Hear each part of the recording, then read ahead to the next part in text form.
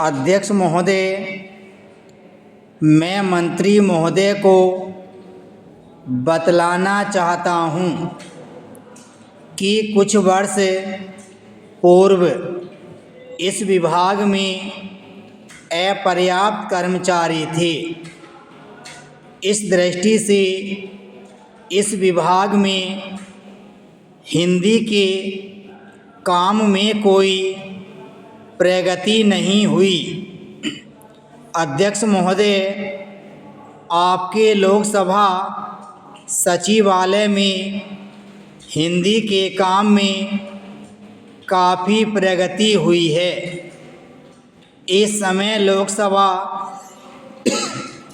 की कार्यवाही दोनों भाषाओं में चल रही है, लेकिन अगर इस काम में हमारा सूचना मंत्रालय अपनी भाषा नीति के कारण पिछड़ा रहा तो यह बड़े दुख की बात होगी।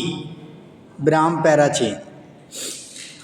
खाद्य तथा कृषि मंत्रालय की मांगों पर बोलते हुए मुझे याद आता है कि इसे जितना भी महत्व आज तक दिया गया है और जितना महत्व आज दिया जा रहा है वह बहुत कम है।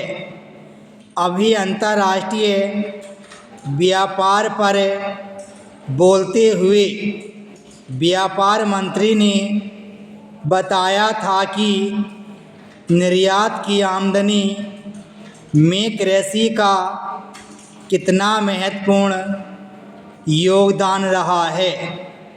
उन्होंने बताया था कि 70% निर्यात कृषि की वस्तुओं का हो रहा है और उसी के द्वारा हमें इतनी आमदनी हो रही है। इस दृष्टि से कृषि का महत्व और भी ज़्यादा बढ़ जाता है।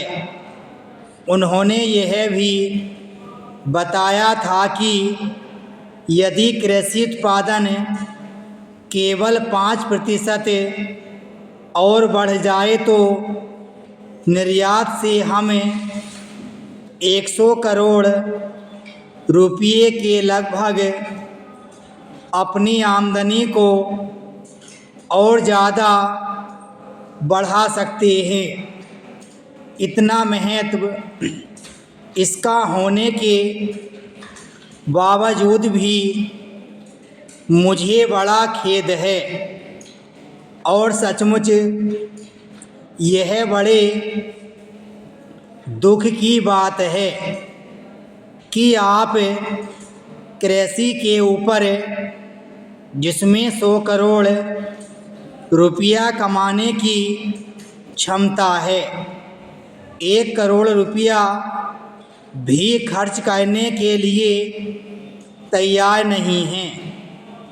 मैं तो यहाँ तक कहूँगा कि जिसे हम औद्योगिक उत्पादन मानते हैं उस प्रकार का उत्पादन भी आज हमारे देश में नहीं हो रहा है।